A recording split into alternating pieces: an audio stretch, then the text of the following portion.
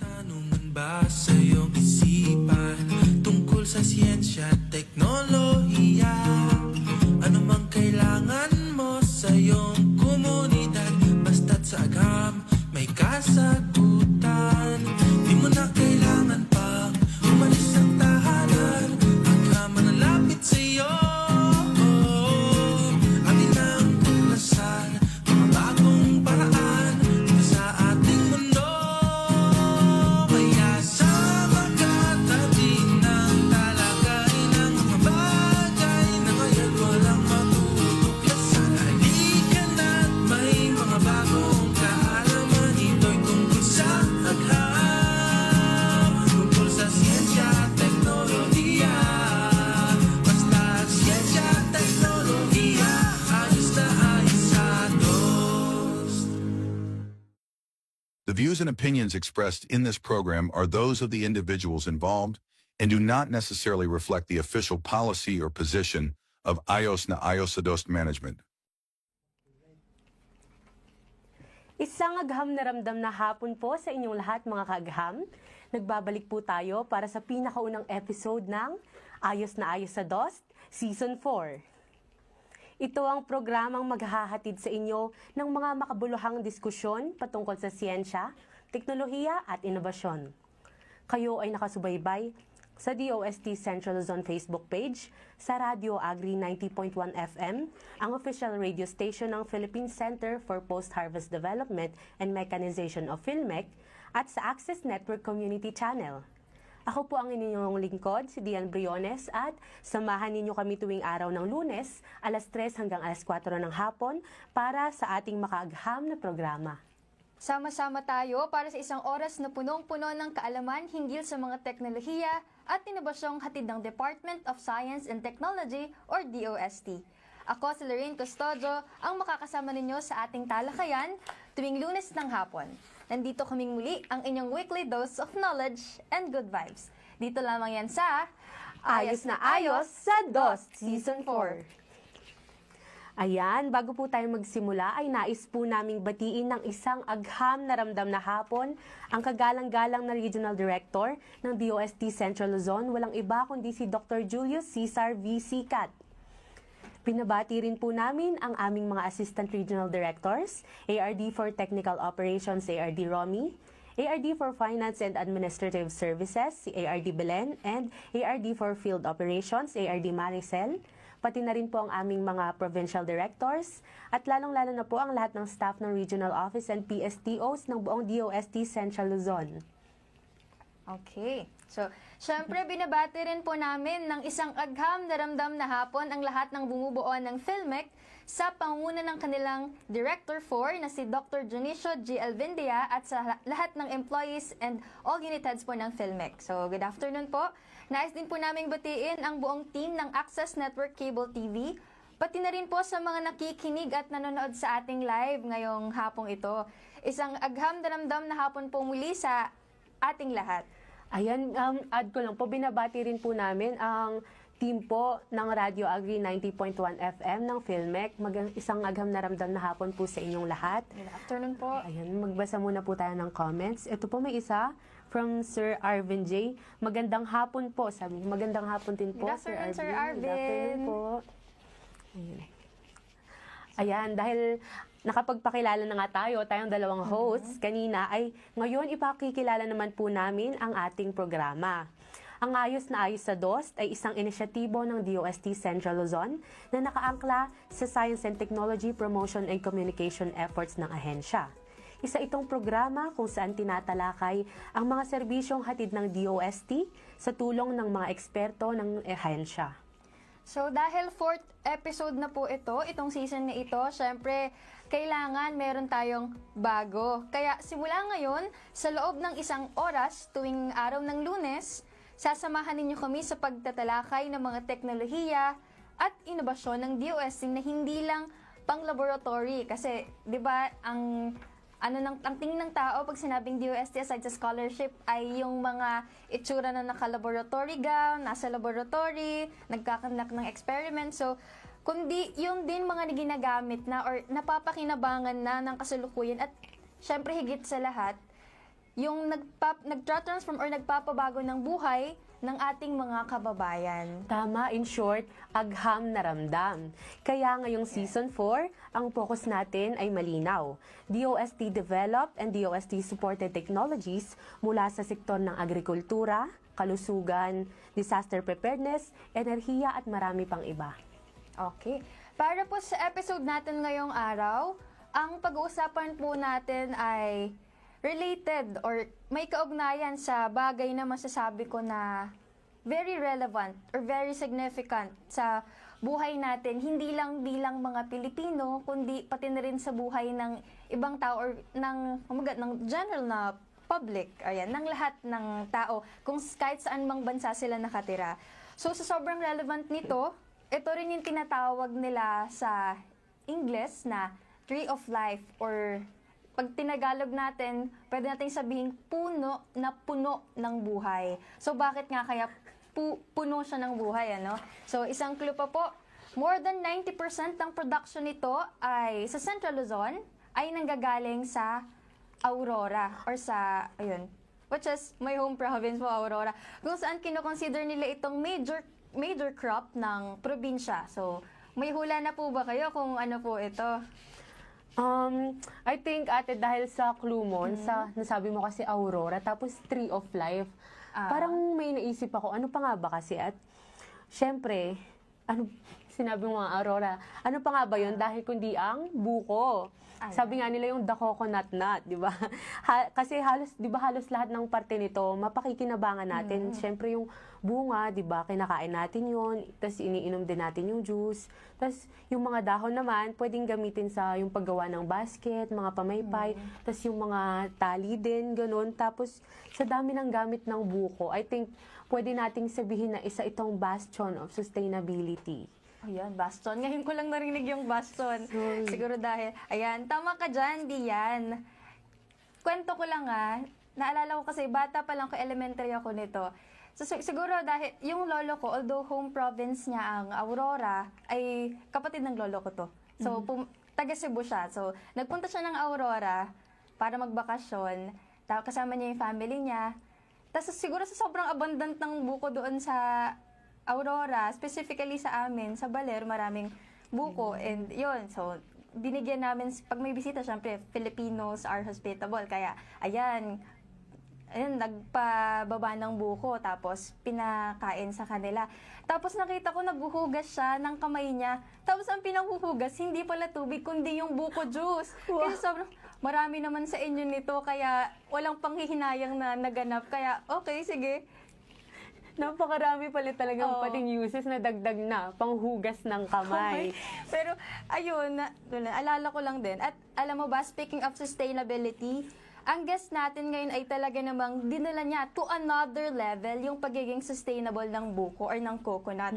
So, isipin mo yung company niya, nagawa niyang gawing eco-friendly alternative yung buko sa mga construction materials like plywood, yun nga, yung buko. So, at ito, hindi yung mismong trunk ng puno yung ginamit, kundi yung mga husk ng bunga nito. Can you imagine, yung husk, coconut husk, ay magiging alternative sa plywood. So, ang galing lang, di ba? Oo, kasi 'di ba pag inisip mo parang sa construction, sa paggawa ng mga bagay-bagay, iisipin mo yung tangkay, yung trunk nung puno yung gagamitin, pero ito, yung husk nung coconut, syempre lalo akong na-curious, kaya and I'm sure excited na rin yung ating mga listeners and viewers kung paano nga ba nangyari yon. Kaya hindi na natin patatagalin pa. Pinakikilala ko po ang makakasama natin ngayong hapon, ang CEO and founder ng Lestix Incorporated. Walang iba kundi si Mr. Keno Michael Uy. Yay! Hello po, good afternoon. Hello po, Hello sir. po, sir. Good afternoon Sir po. Keno, good afternoon po. Ayan. Sir, ready na po ba tayong i-share yung about sa ating incorporation or sa specifically po sa Earth Board? Ready na po ba tayo to share sa ating mga kaagham? Ayun. Yes po, sir. Ayun po. At paano naman po sa ating mga live viewers sa Facebook? Kung may mga katanungan po kayo para kay Sir Ken, ay wag po kayong mahihiyang magtanong. I-comment nyo lang po yung mga yan at sasagutin po ito ni Sir maya-maya. Ayun po. Sir, may tanong lang po pala ako.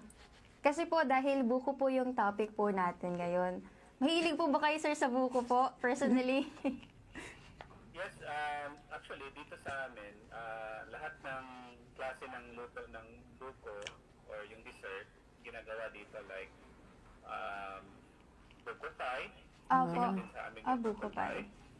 Yung buko juice, Mhm. marami dito. So, mga virgin coconut oil, dito rin ginagawa. Tsaka dito din sa amin, minamanufacture yung minola. Minola. Okay. Opo. Oh, okay.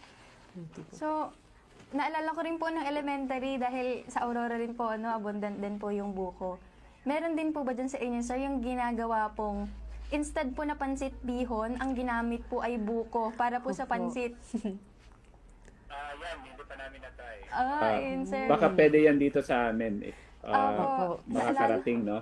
Sa Pwede cooking namin show gawin po, yan. Opo, sir. Nakakatuwa lang. Ano po yun eh? Parang cooking show po ng elementary po kami. Yun po yung ginamit ng kaklase ko. Tapos, ayun po, sila po yung nanalo.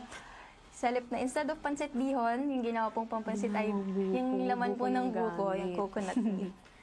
So, ayun, sir. So, dumako na po tayo sa ating interview proper. So, pwede niyo po ba sa amin ipakilala, sir, kung sino po ang Lestex Incorporated, and ayun po, sir, sino po ba yung mga pangunahing bumubuo nito? Ano, pwede niyo rin po bang i-share yung inyong VMGO or yung Vision, Mission, Goals, and Objectives po, sir? Ayan. Okay po.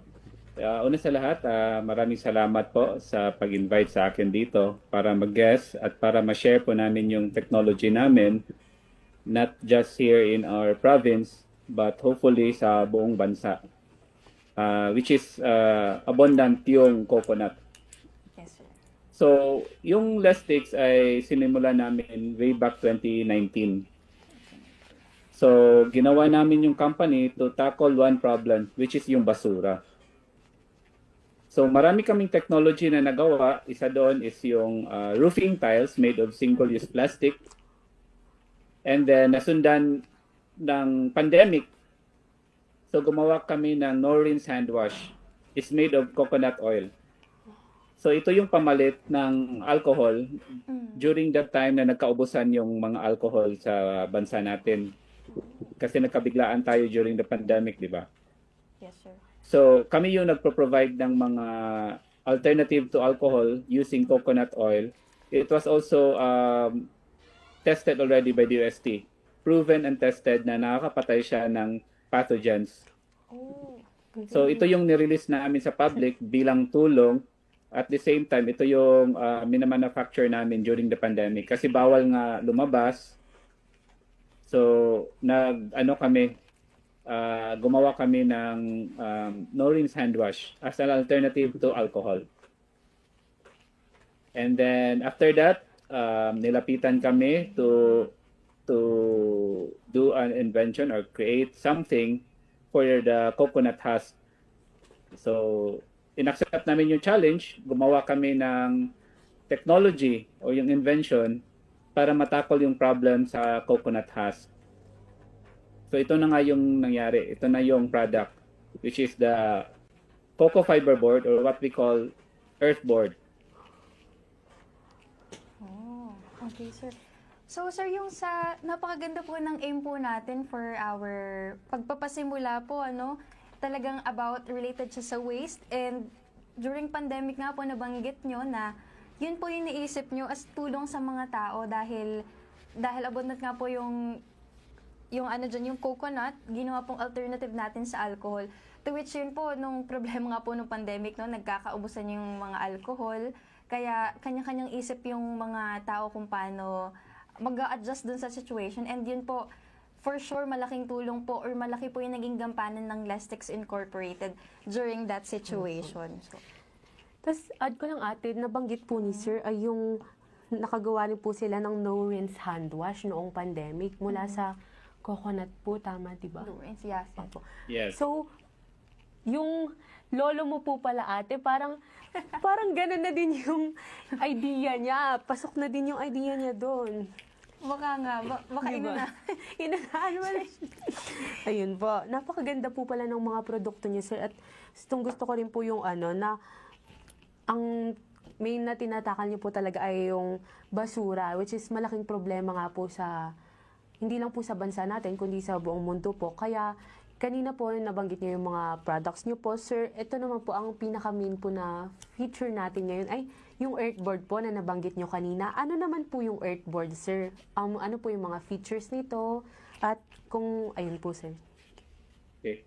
Yung earthboard, ginawa namin kasi dito sa province namin, and I'm sure hindi lang sa Lanao del Norte, no? Kahit sa ang province sa Philippines, abundant talaga yung coconut. So, since maraming coconut farmers dito yung nagko-copra, and pagkatapos mag-copra, tinatapon lang yung coconut husk, o yung tinatawag namin dito sa local ay bunot. Opo. So, yung bunot, nakatambak lang, nagko-collect yun ng mga molds, pinupugaran din ng mga ahas, mga daga. So, yung solusyon namin is to create something out of it. So, naisip namin na ano ba yung pinaka-useful sa construction. Kasi yung construction natin, di ba, ang daming inuubos na kahoy niyan. Mga plywood, mga marine board. So naisip namin, why not create something na would rival or would be a good alternative to plywood? Ito na nga yung earthboard. Pwede natin siyang gamitin as an alternative to plywood or marine board. So yung mga advantages niya is that hindi siya nag-absorb ng moisture. Meron man, very minimal. We've already tested it. And then, super tibay niya kasi fiber siya na maliliit. Tapos, kinocompress namin. So, wala siyang hollow part. Solid lahat ng part niya. Wala siyang air bubbles. Opo. So, mahirap po siyang pasukin ng termite. Kasi andun din yung invention natin sa adhesive that helps with this property. Currently, may ginagawa kaming improvement to make it, di naman siya fireproof, but mataas yung fire retardancy niya. Okay, sir. So, nabanggit nyo nga po, no, yung ibang bunot na tatambak lang po pinamamahayan ng ahas or ng... Ayan, sir. Naalala ko rin po, pag tuwing pauwi po ako from Nueva Ecija to Aurora, meron po doon bilihan ng buko pie. So, syempre sa buko pie po, main po ang ginagamit, which yung buko, nakatambak po doon sa gilid, sa nadadaanan po, hindi na po sa mismong daanan, pero matatanaw po siya, na nakatambak po doon yung mga pinagbukuhan po. Yun nga po, minsan, yun sabi niyo po, ahas, yun naman po ay mga, di ba po malalagyan ng tubig pag umulan. Tapos Yes, pinamamahayan po ng mga lamok. Kaya napakaganda po ng idea po natin sa earthboard. Hindi lang po siya eco-friendly, no? Parang nakakatulong din siya sa safety, sa health and safety dahil Yes. na prevent niya yung ganun niyang mga bagay. Sir, bali saan po nag-originate po yung idea natin na lumikha po ng earthboard, sir? Ano po yung naging trigger factor kung bakit yun po yung naisip po natin na gamit dun po sa bunot or sa coconut husk? Okay. Kasi dito sa amin, yung ginagawa ng mga kooperatiba is ginagawa nilang lubid, yung lubid. And then ginagawa nilang geonets. Okay. So yung geonets, yan yung nilalagay sa gilid ng bundok to prevent soil erosion. The problem with that one is that walang repeat orders. Pagkatapos ng order, since nakalagay na yun sa gilid ng bundok, yun na yun. Tapos na, hindi na magiging repeat customer yun. So naisip namin, ang pinaka-best way para ma-utilize yung bunot is to create a product na palaging ginagamit. So hinahanap namin yung industry kung saan mataas yung usage ng wood.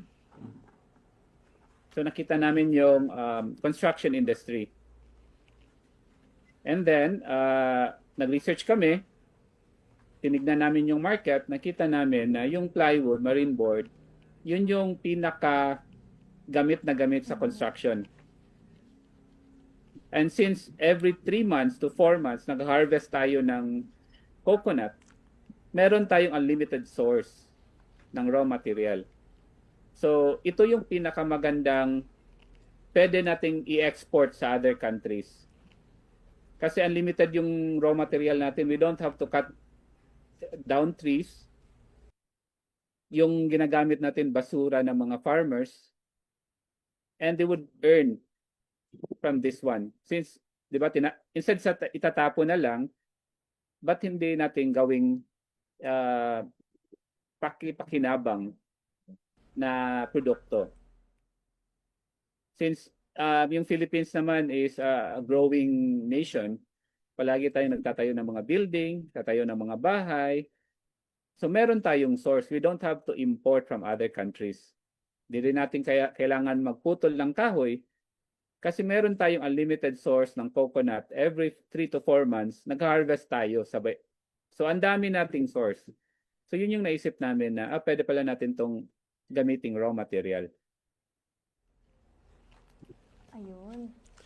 Napakaganda naman po talaga nung aim po natin, no, sir? Talagang very sustainable po yung naisip nating way dahil, di ba po merong ibang mga product na kailangan pang, yung from mismong puno po, to which yung sa inyo po, waste po talaga na magiging Yes. product or byproduct tapos po magiging kapakipanginabang po na produkto Yes po. especially po sa construction industry. Ayun. Parang, yun po sir, yung earthboard nga po, dahil napaka-sustainable po ng idea po na ito, di ba? Parang, if i-compare nyo po siya sa common plywood and synthetic boards na ginagamit po sa construction, parang gaano po siya, how does it compare in terms of sustainability po, sir? Sustainability, yun na-mention ko, yung raw material natin unlimited. Second, hindi tayo pwedeng talunin ng other countries. Example, let's say China. Pwede kasi silang magpadala dito ng maraming plywood. So, pwede din nating sabayan yung product nila. Kasi hindi naman sila pwedeng mag-manufacture ng earthboard o yung coco fiber board kasi yung raw material hindi tumutubo sa kanila. Sa atin lang yung tumutubo yung coconut. So, instead sa tayo yung nag-i-import, tayo na yun ngayon yung mag-export sa other countries ng product na ito. And yung isa pang advantage niya is that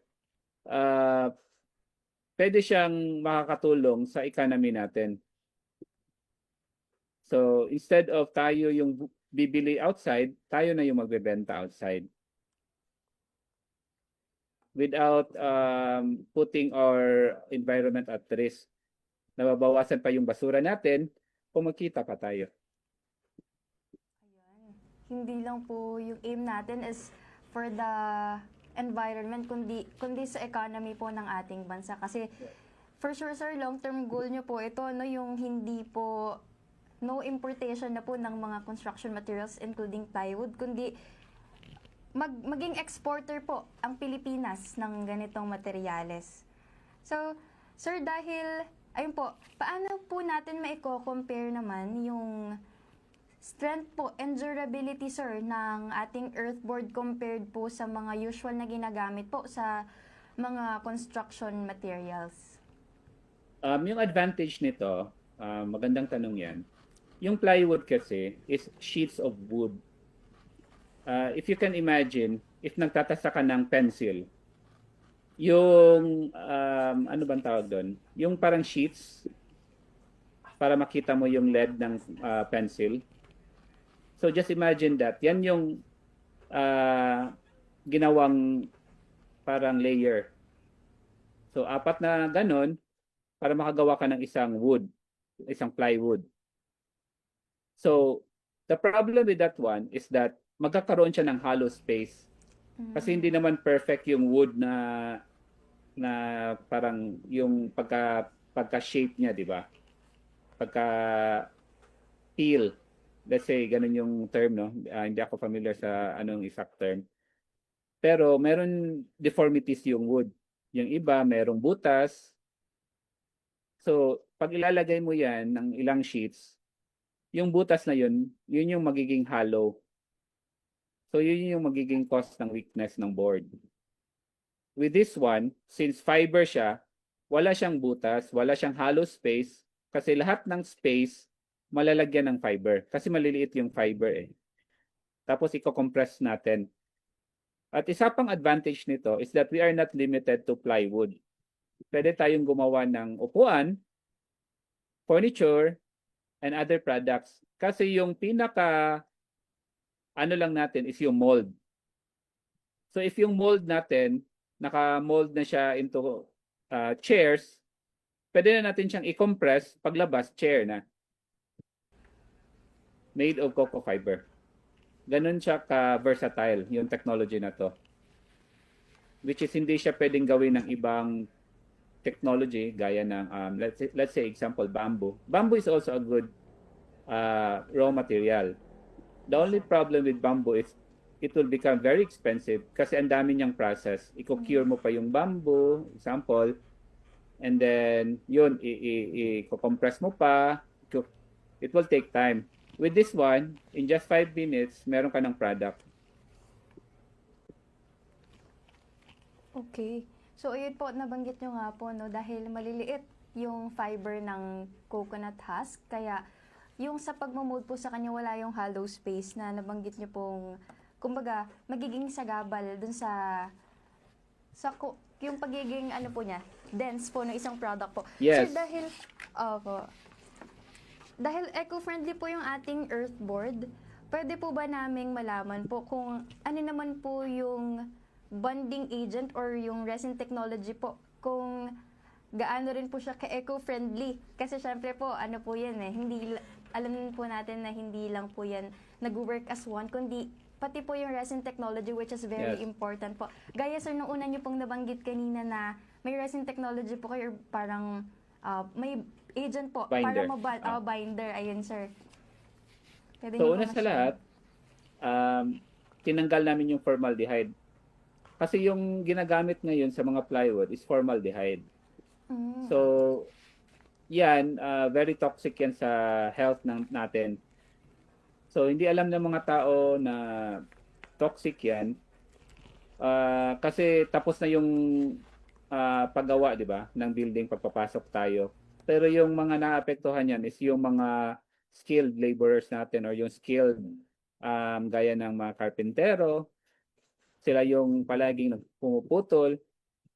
So sila yung nakaka-inhale ng formaldehyde. Sa binder natin, wala. It's water-based. Hindi pa namin pwedeng sabihin yung lahat ng details kasi we're waiting for the patent. Hopefully this year lalabas na yung patent. So, meron din kaming bagong binder na ilalabas. Sa tulong naman ng DOST, matutulungan kami to have it patented. Wow. So, what's unique about this is that we have the binder technology.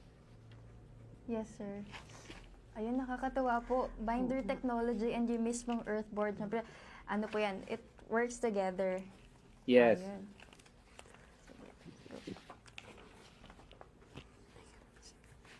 So, ayan. Ayun po. Pwede po tayong, sir, commercial lang po, magbabasa po tayo ng other comments po from our live viewers.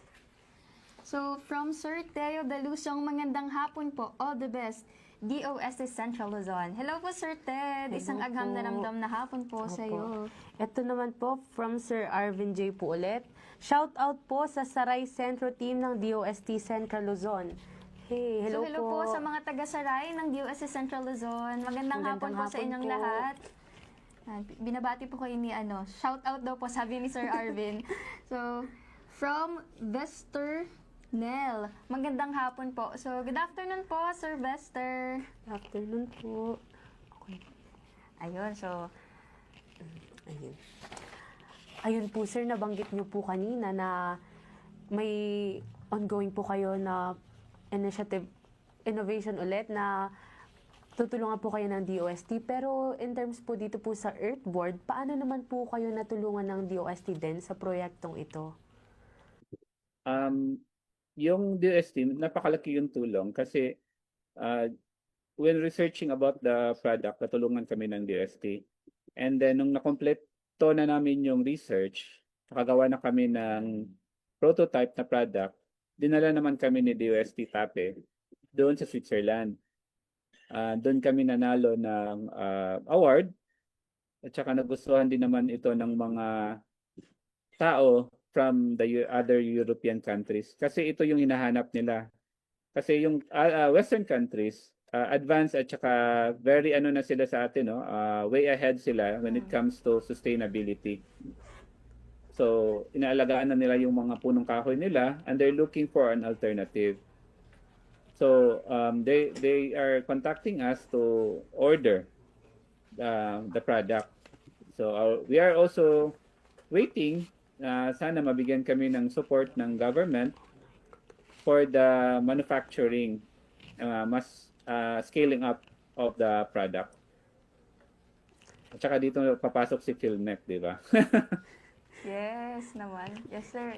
Napakaganda naman po pala, sir, ng na itulong po ng DOST. And ayun po, sabi niyo po, papasok na rin po yung Philmec, which is yung partner agency din po namin sa radyo po na ito. Nabanggit niyo po kanina, sir, na nakapunta po kayo ng Switzerland. Tama po ba, sir? Yes po, tinulungan po kami ng local government namin dito sa Iligan at saka ng DOST para makarating kami sa Switzerland para i-present namin yung technology na gawang Pinoy at hindi pwedeng agawin ng other countries sa technology nila kasi very Pinoy, no? Tama po. Coconut talaga. Yes po. Ano po yung mga awards and recognition na natanggap niyo dun po, sir? Sa Switzerland, nanalo tayo doon. Nabigyan din tayo ng Best Best Innovative Invention of 2025. Binigay ito ng Thailand. Previously, nanalo din tayo sa Japan as the best technology that would make an impact. Previously din, nanalo din tayo sa Chile, sa ASEAN. So, Napakarami po na. hopefully, inantay namin na nawagan kami sa other agency, hindi lang sa DOST kasi si DOST, all out yung support ni DOST, si DTI din, binibigyan kami ng support. Yung sa amin na lang talaga is, how can we scale up? So, this product really is intended for Department of Agriculture, especially sa mga coconut farmers natin. This technology is for them to use. So hopefully, bigyan kami ng pagkakataon ng Department of Agriculture or ng sino pa ba yung mga agency na naghahanap ng technology for our farmers. Ito na po yung best na technology na pwedeng gamitin for our coconut farmers. Yes, sir. Nabanggit niyo po kanina, sir, congratulations po sa lahat po ng awards and recognitions. Napakagaling po. For sure po, alam po nila kung ano po yung pinakang aim nyo and drive nyo, bakit nyo ginagawa yan. Kaya po, ganun na lang din kung i-recognize po nila yung hardships nyo, yung mga challenges na na-surpass po ninyo for those technologies po. Ayan, for those innovations. Sir, ano po ba yung, nabanggit nyo nga po si DOST TAPI or si DOST Technology Application and Promotion Institute. So, sir, pwede po bang malaman kung ano po yung, kahit yung process po na pinagdaanan niyo po para po dun sa program po ni DOST TAPI na, ayun po, nag-qualify po kayo para matulungan po kayo ni TAPI? Si DOST TAPI, binigyan kami ng loan para mapagpatuloy namin yung research namin. And then now we are waiting for the commercialization. So naghanap kami ng investor na willing mag-put up ng facility. Tapos kami na yung magiging partner ng investor na yon to mass produce this technology. And with that, matutulungan natin yung mga coconut farmers natin, no? So Instead na itapon nila yung mga coconut husk nila, wala nang silbi, why not make something out of it? Gawin nating pakipakinabang. No? Yung kumbaga major process or general process po na pinagdadaanan natin from raw material po to product, ano po yung pinagdadaanan ng para po makabuo po tayo ng tinatawag nating earthboard, sir? Okay, from the coconut husk, dito kasi sa amin, ang daming nagkokopra. So pagkatapos nilang balatan yung coconut, tatapon na nila yung husk. Yung husk naman, some of it will be used sa pag i-dry nila yung copra. So that's just probably 2% to 5% ng entire coconut husk na na-collect nila. The rest would be susunugin and then iiwanan lang sa bundok or sa gilid ng daan. So the problem with that one is pag bumabaha, natatanga yung mga coconut husk, tinitira ng ahas, ng rats. So yun yung ayaw natin, especially sa farm, di ba? May rat infestation tayo. Now, kukulek yan, isi-shred, and then i-mix with the binder. And then ilalagay sa mold. Pagka-compress, after 5 minutes, meron na kayong product. Ito na yung 4x8 na eco coconut fiber board or earth board.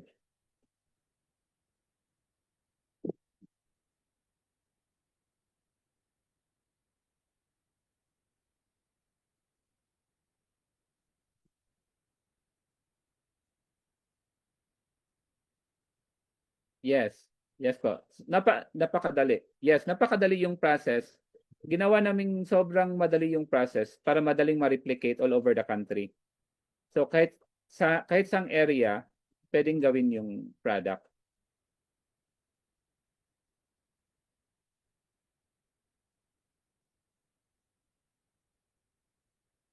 Yes.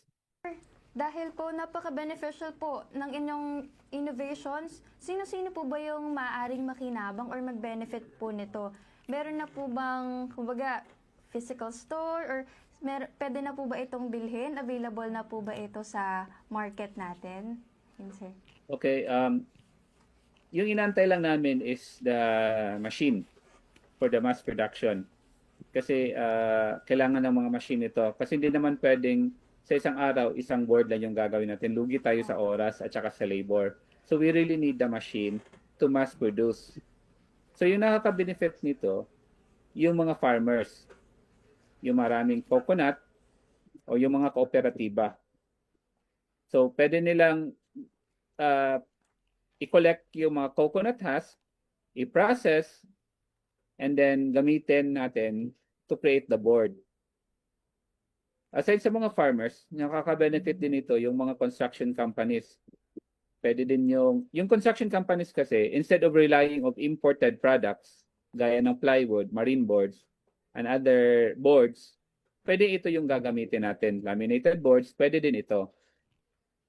So, instead of importing, gagastos tayo na yung gagawa ng sariling product natin. Pwede din ito sa DepEd. Sa nakikinig kami sa balita, ang daming kakulangan, shortage sa upuan, sa lamesa. Pwede din itong gamitin for that one. Just imagine, yung molde natin, meron tayong mold for chairs or table. In 5 minutes, lalabas na yung table and chairs na wala tayong pinuputol na kahoy. So, very beneficial siya sa DepEd. Sa DPWH din naman, pinakamainit natin na agency ngayon. So, pwedeng ito din yung mga alternative na product na gamitin. Sariling atin, tayo nung na-produce at very competitive yung price. Mas mababa siya compared sa what is currently in the market. Ayun, sir. Sir, dahil nabanggit niyo po, no, yung mainit na part na. So, pagdating naman po, sir, sa moisture absorption and thermal resistance po ng ating earthboard, paano po siya lumalaban, sir, sa init and moisture po? Lalo na po sa climate natin dito sa Pilipinas, to which, yun po, very humid or term nila, mahalumigmig. Ayan. Maganda po yung product natin. Isa din yan sa ni-research talaga namin, yung moisture absorption niya. Very minimal yung absorption niya, nasa 0.06 lang. So yung currently in the market is 10. This one is 0.06. Ang layo ng difference. Yes. Oh. So yan yung isang attribute ng product natin. And then maganda siyang insulator. Kasi nga coco fiber na siya. Insulator na yung fiber itself. Tapos kinompress pa natin, nilagyan pa natin ng binder natin, mas tumaas yung pagiging insulator niya. Apo sir, gaya po na nabanggit niyo po kanina, no? 'Di ba po pag tinanggal na ng mga farmer yung mga husk, lumulutang. So ibig sabihin po, talagang proof lang po siya na yung sa absorption po na sinabi niyo, sir, in comparison dun po sa market na 10, tapos ito po 0.06. So napakalaking difference po. Talagang alam natin na makaka-ensure tayo na hindi siya mag-absorb ng kabilis ng water po, no, sir? Yes po, yes po. Opo. Kasi di po pag ganun, mas madali pong nasisira kasi pag yung kahoy madaling mag-absorb ng moisture. Opo, nagkakaroon ng, ano ba, molds. Yun po, yun na bang Molds, ng, yes. Opo. Molds, opo. Ayan. Ayun po, sir. I'm sure, dahil napakaganda nga po ng produkto na nabanggit nyo kanina, yung earthboard, marami pong benefits, just napaka-sustainable pa po. Ayan yung napag-usapan nyo po kanina. Parang lubhang mas mababa po yung moisture absorption niya kaysa sa mga nasa market ngayon. So, sir, sa mga interesado po sa earthboard at sa Lestix Incorporated, saan naman po sila pwedeng magtungo or sino po ang pwede nilang kontakin? Pwede po nilang akong makontak. Lalagay ko po yung number namin dito. Pwede bang i-advertise yung number? Yes po, Ay, sir. sure, sir. Sige Opo. po. Feel free po, sir. Go Is po. 0917 Sir, 917. 162 2127. So baka pwedeng ma-flash sa screen natin. At saka yung email address namin is lestix@gmail.com. lestix@gmail.com. Sir, sa number po, tama po, no? 09 para sa mga interesado po or Yes sa may po. mga queries. 0917-562-4127. 162 162 162 po, ayun. 2127. 2127. Sorry, sir, pwede pong isa pa, sir. Yes po. Type po 0917 162 2127. Ayun. 2127. 27. 2127. Opo. So, yun Saka po, yung email namin at gmail.com. at gmail. lestix@gmail.com. Lestix@gmail.com. Sige po, sir. Itatype po namin yun sa comment section po natin ngayong live, sir. Ano lang po? Ayun. Ayan. So, yan. Baka meron tayo dyan na mga comments. At diyan. Ayun. Basa po muna kami ng comments, sir.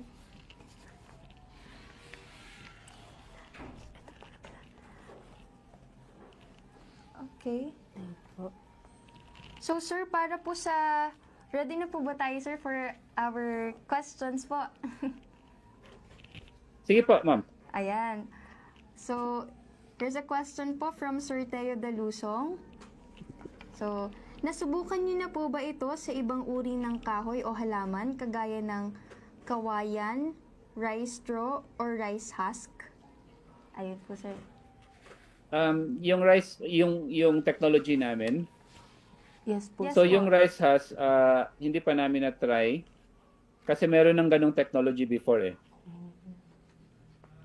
So hindi na kami gumawa ng ganong technology kasi alam na namin yung result niya at saka we don't harvest that much. So, yung raw material, very important na abundant siya and hindi siya nagko-compete sa ibang use. Si Rice Husk kasi, dito sa province namin, merong malaking price kasi yan, binibili kasi yan. So, hindi siya magandang raw material kasi mataas yung price niya. Ayun, sir. So, another question po, Sir Keno, basahin ko lang po. So, Sige po, ma'am. paano raw po nakakaapekto yung density po ng fiber ng coconut husk sa kakayahan po nitong i-carry po yung load or yung bigat po kumpara po dun sa nakasanayan po nating construction materials, which is yung plywood po? Okay, yung sa na-mention ko before, yung plywood kasi is sheets of wood. Opo. So, may imperfection yon. So, doon sa hollow part, yun yung source ng weakness ng product. Pag yun ang nalagyan ng weight, which is hollow, doon nagbe-break yung product. With this one, since naka-compress lahat, wala siyang hollow part, wala siyang matatawag natin na parang doon magsa-start yung weakness. Okay, sir. So, yun yung advantage niya. Opo, opo. Yung compressibility po dahil nga walang hollow spaces. Yes, walang hollow spaces. Tapos yung binder natin, yun yung combination. Opo, opo. So, kumbaga yung technology niyo po talagang 2-in-1, sir, kasi improved and developed po, well-developed po yung ating binding technology. Yes po, sir. Parang natakal niyo po ito, parang napahapyawan niyo po kanina nung umpisa po. Pero sir, bukod po sa earthboard, maaari niyo po bang i-discuss kahit shortly lang po ay yung mga ibang innovation na po na na-develop ng Lestix Incorporated?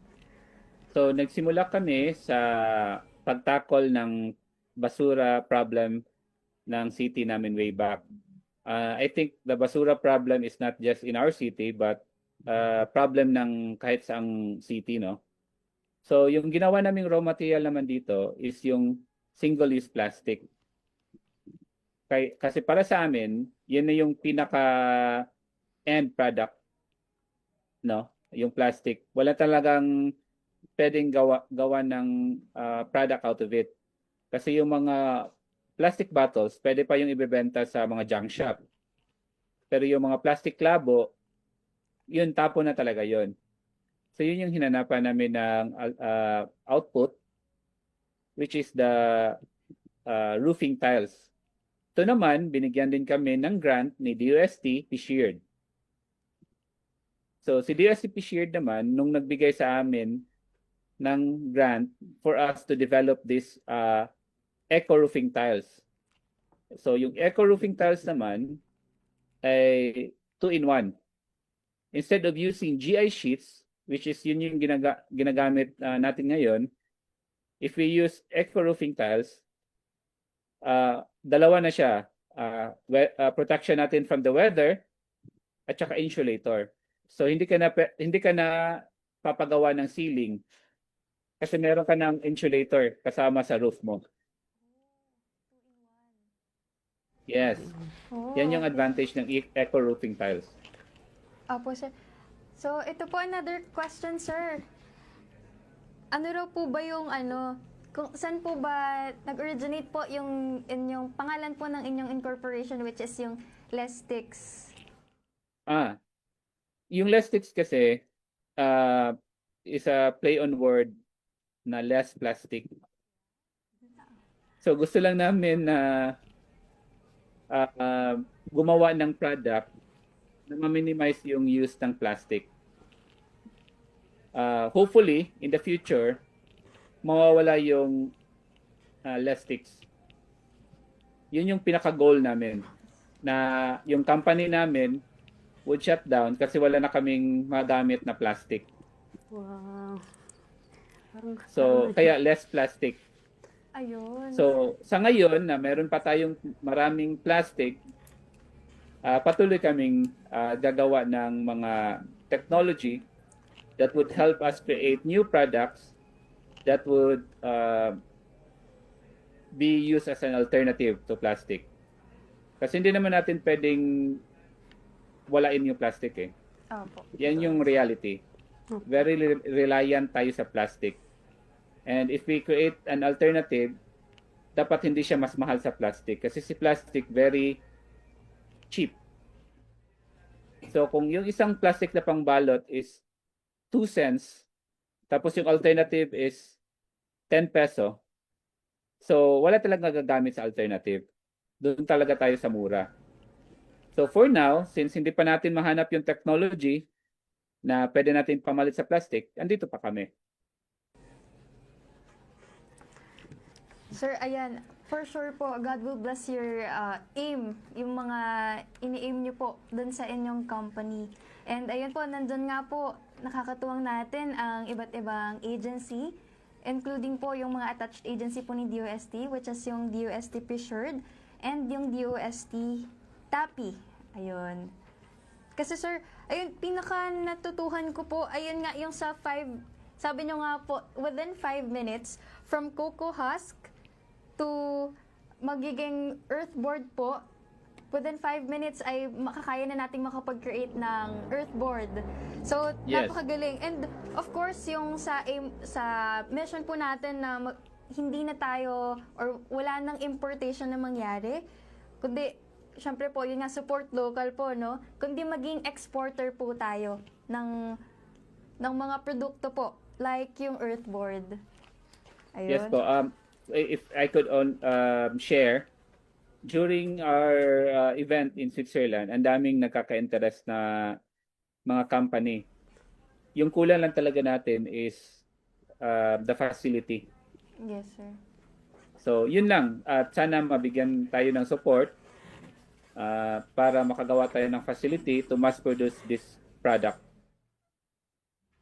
Hopefully po, yes, sir. Include po namin sa aming sa aming mga prayer po. Yan pong aim po nyo na yan. So, Talaga po kasi parang napakaganda po talaga ng mission nila, sir, no, na biruin mo, sinabi niya kanina ang goal ay parang in the future wala na yung company nila dahil parang yun nga ang main na tinatakal nila ngayon ay yung basura, yung plastics. So kung hindi na siya less plastics, parang pag no plastics na, parang zero plastic. zero plastics. Ayun na, parang na-touch lang po ako dun, sir. More power po sa inyo and sa company nyo po, sir. Salamat po. Ayun, sir. Thank you very much po, sir, sa pagpapaunlak po sa aming interview for today. Maraming salamat po for your time, for your insight, knowledge, and of course, sir, inspired po kami sa inyong aim and naniniwala po kami, sir, na yung short-term goal and long-term goals niyo po, sir, ay makakamit nyo in time, sir. Yes, I would also take this opportunity to thank you sa pag-invite sa amin. Ako yung representative ng team namin. Papasalamat din ako sa team namin who are very innovative. Palagi kami nag-iisip kung ano pa yung pwede naming gawin para ma-share at saka magamit ng government natin.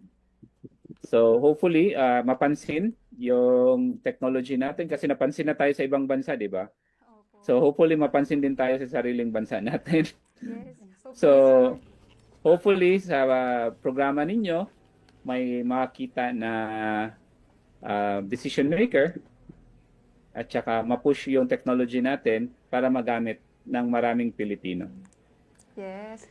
Sir, ayun, thank you so much po. At sa lahat din po ng bumubuo ng Lestex Incorporated, maraming salamat po sa inyong desire to help the Filipino people and of course, our environment and our economy. Salamat din po, po ma'am. sa ating mga live viewers na nanood at nakinig po sa ating live po ngayon. Ayun po, sir. Maraming salamat po, sir. Isang makaagham na talakayan na naman po ang nasulit natin ngayong hapon at ang dami kong natutunan mula sa guest natin. Ayun nga po kay Sir Keno. Maraming salamat po ulit, sir. At sa Lestex Incorporated din po.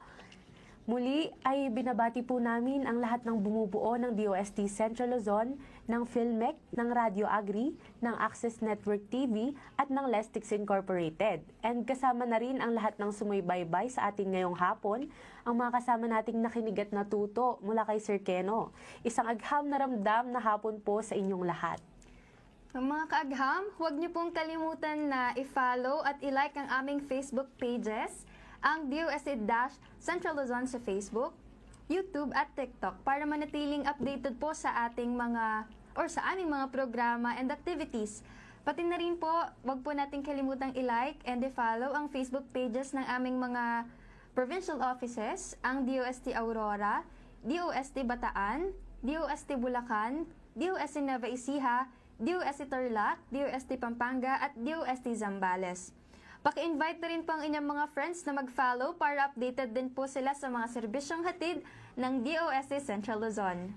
And nais din po namin ipabatid na maaari niyong mapanood ang replay ng aming mga episodes sa Radio Agri 90.1 FM PhilMec YouTube channel at mapakikinggan din niyo po yung mga ito sa kanilang radyo tuwing weekends. Muli, maraming salamat sa pagtutok sa unang araw ng ating talakayan. Hatid namin ang iba't ibang serbisyong patungkol sa siyensya, teknolohiya at inobasyon ng DOST. Sa ngalan po ng aming Regional Director, Dr. Julius Cesar V. Sicat, ako po muli si Dian Briones. At ako naman si Lorraine Custodio, ang nakasama ninyo ngayong hapon sa ating programa. Subaybayan muli kami sa araw ng Lunes, alas 3 hanggang alas 4 ng hapon, sa programang maghahatid sa inyo ng weekly dose of knowledge and good vibes. Sama-sama tayo ulit next week, dito lamang yan sa Ayos na Ayos sa DOST Season 4. May mga katanungan ba sa iyong isipan tungkol sa siyensya at teknolohiya? Ano mang kailangan mo sa iyong komunidad, basta't sa agam may kasagutan. Di mo na kailangan pang umalis ng tahanan, agam na lapit sa iyo. Atin ang tuklasan, mga bagong paraan dito sa ating mundo. Kaya sa magkatabi ng talakay ng mga bagay na ngayon walang matutuklasan. Hello, ma'am. Halika na't may mga bagong kaalaman. Ito'y tungkol sa agham, tungkol sa siyensya at teknolohiya. Okay na po ba? Thank you po. Siyensya at teknolohiya, ayos na ayos sa DOST. Thank you, ma'am. Salamat sa pag-invite. May mga katanungan Mag-out na ako, ba ah. Thank you, ma'am. sa iyong isipan tungkol sa siyensya at teknolohiya? Hello. Ano mang kailangan mo sa iyong Nawala po kayo.